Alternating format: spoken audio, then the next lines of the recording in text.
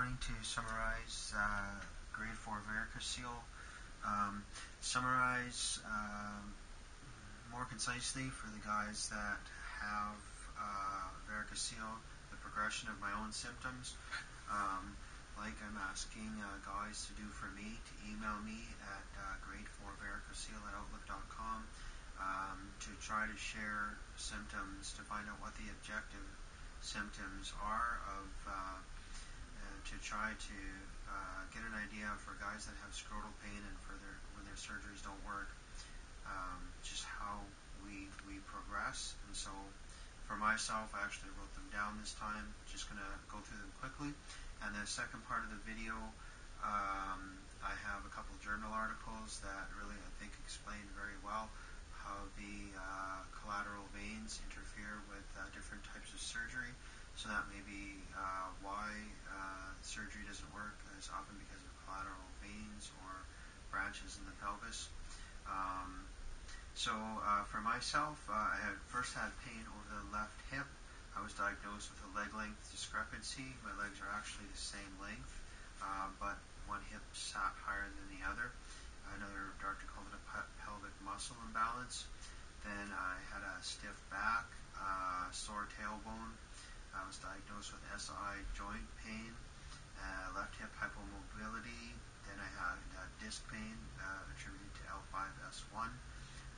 Began using cushions when I was sitting for longer periods, carrying them around as stiff tailbone. Then I had burning legs. Then my legs were burning in the hamstrings and glutes while I was sitting. They were also burning when I was standing. Now I attribute that to the instability of the legs because of the pelvis. I'll get to that. So I had physio and acupuncture for the pain down my legs. The physio and acupuncture didn't really help. I don't think it was really addressing the problem of the veins here. Good exercises and stuff for other reasons, but so my sacrum was stiff. I had difficulty doing the bridge exercise. I had nausea. I had anal pain. Then I had scrotal pain when I started doing Kegels exercises. I put a supporter on. It loosened the left hip. But then I had the incident in the shower where I had the feeling of getting pulled down by the scrotum to the ground, like I got punched in the gut. And I often have that feeling now when I stand for too long, or lean forward too much. So I had surgery. I had another loosening of the left hip. Then I had increased anal pain. I had gradually more and more difficulty walking. I had the burning legs, and anal pain got more irritating. I had vomiting and diarrhea, so I had to use a cane, then a walker, then a wheelchair. And just going back to the very first pain I had was in the rotation of the leg this way. Running, I had a little pain right there. And you can see right now,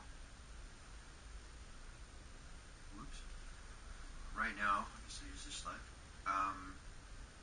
the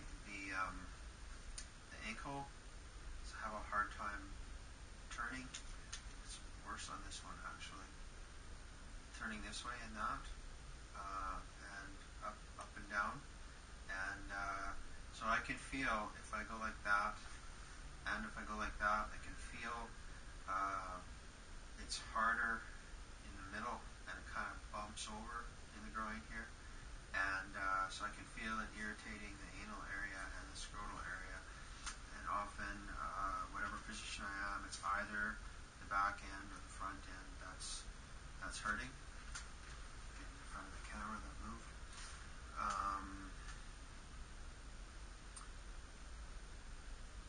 So I have a lot of trouble now with tailbone feeling lined up, belly button hard to bring in, especially hard to do it together. And so I do these kinds of exercises and physio in the water, and I'm getting a lot of progression in my ability to do them.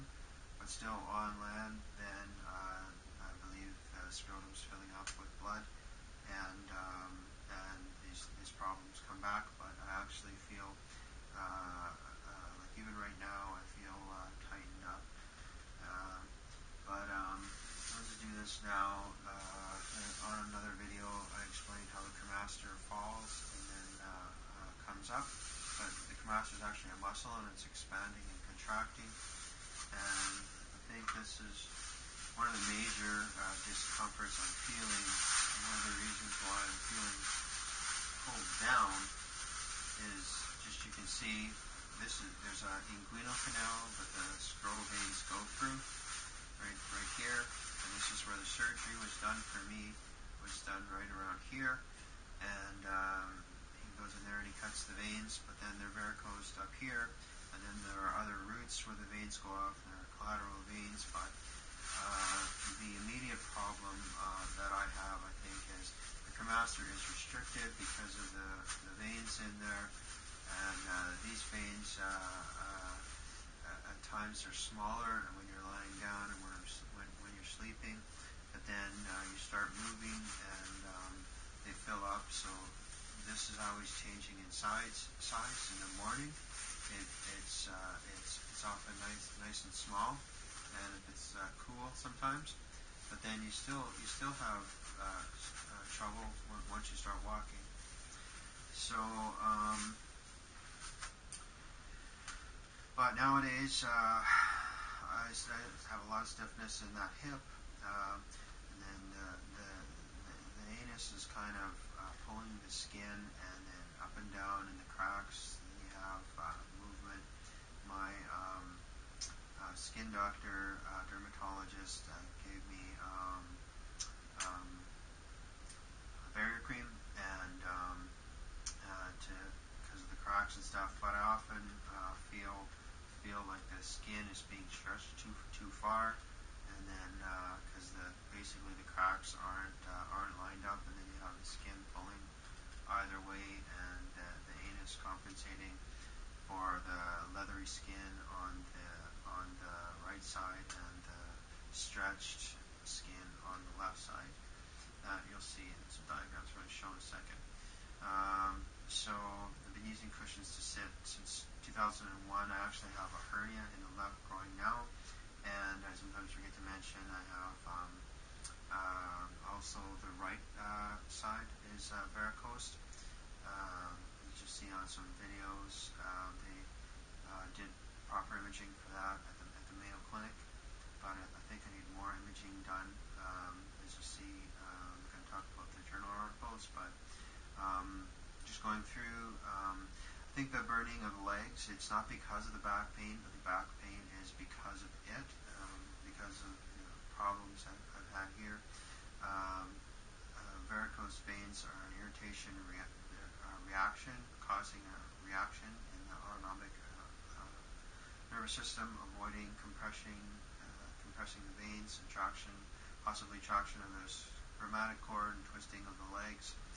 Because of the irritated skin. For sure, I had no major accidents or blows to the back causing injury, yet my back is diffusely degenerated according to the Mayo. No recognizable nucleus at L5S1. Meanwhile, my surgeon, just to show you that surgeons aren't familiar with scrotal pain causing this much pain, but in different guys, probably as a source of irritation as the rest of the body is avoiding pulling on the scrotum, and so that's why they don't understand the pain in different areas of your body that are straining to your balance. Meanwhile, my surgeon said that my varicocele is in the top percentile that he had seen, and he's had a long career. He offered to cut off my testicle. He's saying he did this once for another old man, but has never had a failed surgery. That contradicts all the literature pretty much that's out there. Other people, the surgery fails. There are other men that have surgery for scrotal pain and their surgery fails. It's well documented. He gave me no options and explained no alternate surgeries. There is uncertainty about the blood flow from either testicle. No attention has been paid to the blood flow in different positions, different times of the day, or in different temperatures. A lot of doctors just think, oh, varicocele is not a problem, and for most guys it's not, but as it gets worse, I think it works kind of like a disc break, and then if you have big veins in the first place, the irritated veins you don't have to have that many in order to develop problems. Like it's almost like a disc break. You can't pull up. Well, you got one bad vein in there, and so it's probably not a problem. You got two. Most guys can probably get three with it, three or four. Then you count the size of the veins. That's why I think it works kind of like a disc break. And then you got irritated on veins on this side. That's bad enough. You got irritated veins on both sides. Now it's becoming a real problem. So proper imaging definitely needs to be done when surgery fails. So ultrasound is done in standard in Winnipeg here, and the person doing the ultrasound doesn't really know what to look for. My surgeon said that my left varicocele is in the top percentile. He did no imagery present. I have left-sided hernia, and it's likely a right-sided varicocele. It hasn't been diagnosed, so in other words, I have bilateral varicocele. So if I have cross-communicating veins, it was likely part of the reason my surgery didn't work. Since I complained to the college, no urologist will see me, yet each urologist under the Health Act has a responsibility to explain the various treatment options. The option number one after first failed surgery is not cutting off the testicle. So just going to go to just some simple diagrams that I drew to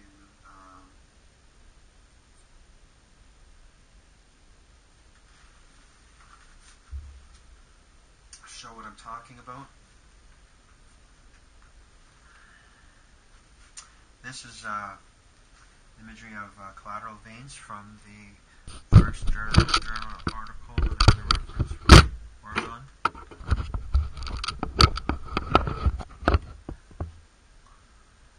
So there's the piniform plexus here, and then cross-communicating veins here, and every guy has different veins all the time.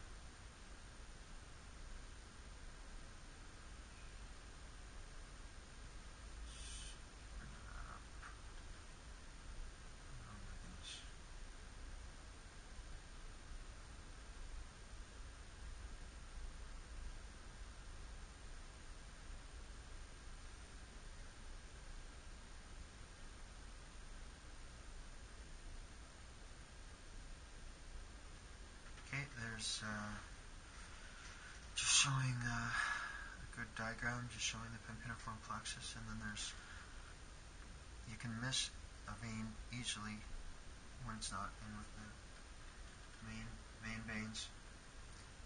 So this looks like a little frog here almost, and that's what collects over the left testicle, and this just shows different ways that it can go out. This is kind of a diagram of how things are in the morning for me, but just here's the middle, and here's this, and often I think a lot of the pain I have is from this middle part being stressed maybe, and then you can see there's very little distance between the right leg and the scrotum, and on this side you think, well, this is usually here, and so you usually have play this way, but this skin is all stretched over, and this skin here is pink on me, and causing a lot of the pain. The doctor, the walk-in clinic doctor I saw, said it was leathery on this side and thin on the other side, so it might not be technically scar tissue, but it's stretched over there, and that's where I get a lot of the pain. Now just thinking about balance, you got the fulcrum in the middle, but in a sense the pelvis kind of controls the leg and the rotation there, and just showing that there, and just how I'm pulled down in the groin, and you can see like the cremaster is lengthened for one thing, for another thing the skin from the left is pulled over on the right. and it's just diagramming how the cremaster is attached to the hip bone, to the ilium, and there's a more technical article there. Here's the cremaster, and here's the iliac crest, and it's attached to the ilium there. So you can see how that would rotate the hips forward. And just how the anus, how the abdominals are all connected, and the hip bone's kind of in the middle. You've got the pelvis and the scrotum here, you've got the anus here, and kind of when you brace for a punch, I always had a hard time on the left abdominals and also on the left rear of the anus. It just won't, and now there's a lot of problems there. Just cringing in, and I'm using steroidal suppository ointment for that, and just try. I've got a sad face there, and I'm avoiding, trying to avoid the veins by leaning over.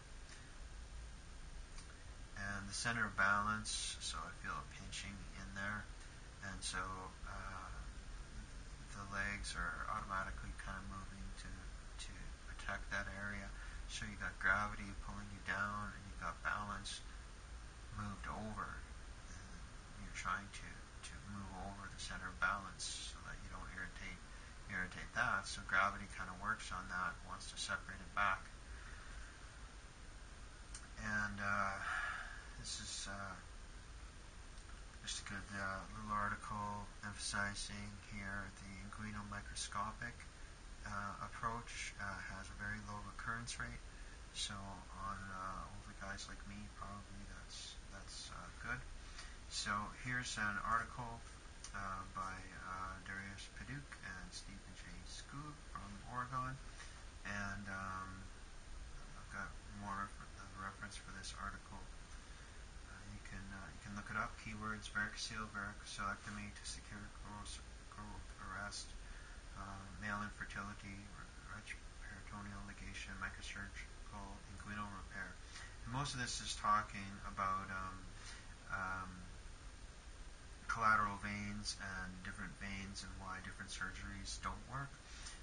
The main thing is that it doesn't work because of these things.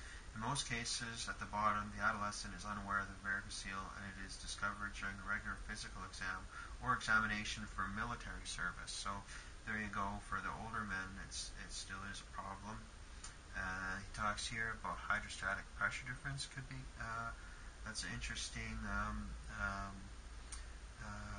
Possibly it's not the valves, and you have guys with bad valves that don't have varicocele, and you have guys with good valves. So the nutcracker effect, my surgeon said he didn't believe in it. And this is just talking about temperature, abnormal blood flow, and backflow. Once diagnosed, whom should we treat? That's a good article there. And he's talking about grade of varicocele as one of the things that they should look at. Bilateral varicoceles, number 4. Pain, swelling, and heaviness. If you have, actually, other guys might have atrophy in their testicles. Failure rate, he's talking here, so, and it's attributed to missed venous collaterals and different things. Nagar recently reported a low persistence rate after varicocelectomy if patients were stratified using color Doppler ultrasound, and then he just talks about different approaches and the importance of cross-communicating the pelvic veins. High persistent rate. Future. Here's another article by Canadian Peter Chan, and it's pretty much the same. And just want to emphasize that it's Canadian here. Keyword: keywords: microsurgical varicocelectomy, varicocele embolization, varicoceles, varicocelectomy, and sclerotherapy.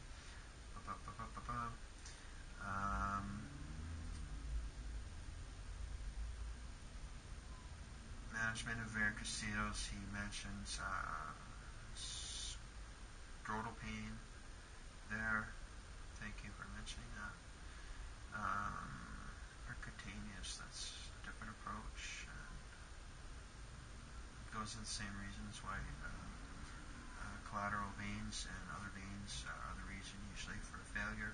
He prefers microsurgical subinguinal varicocelectomy. Again, here's his reference for the article here. Dr. Peter Chan. And hope this helps. And email me at grade4varicocele@outlook.com. It's going to help me to know your symptoms. And it'd be good if the guys who had scrotal pain and disability, our symptoms are often different and hard to understand for the doctors, and that's the main reason why I'm doing these. So go to part 2, help grade 4 varicocele, and email me at grade4varicocele@outlook.com.